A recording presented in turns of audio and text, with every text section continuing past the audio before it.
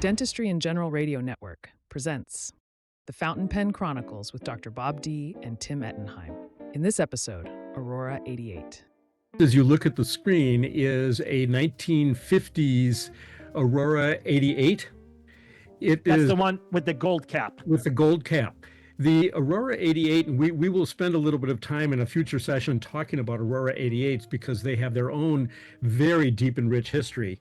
Were the first, not this generation of them, but the prior generation in 1947 to 49, were the first new pens made in Italy after the end of the war. The Aurora family factory was bombed, and because it was used for munitions during the war. And after the war, as the Marshall Plan took hold, Aurora was bringing itself back together again, and Aurora found that many of the American soldiers coming over with the Marshall Plan were carrying Parker 51s in their pocket.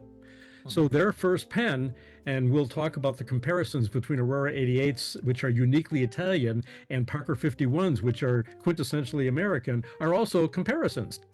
And so they shamelessly copied many of the traits of the characteristics of a Parker 51 and made an all new pen. It's driven by an internal piston, which is that knob in the bottom. It's called a blind cap. And they have a hooded nib, which I'll show you. And they are just lovely writers. And they produce something like 17 different kinds of nibs. Now you get what you get when you find them, but they're wonderful pens. I usually try to restore one for every inventory batch. Yeah, I have 3 of them now. I have this one. One of them is modern.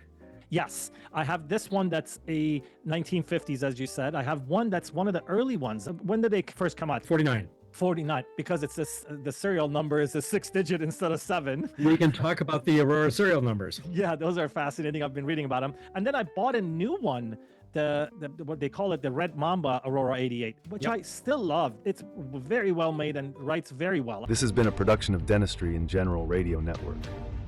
Visit our website, dentistryingeneral.com, to join engaging clinical and business conversations, explore our dental podcasts, and stay updated on our upcoming live events.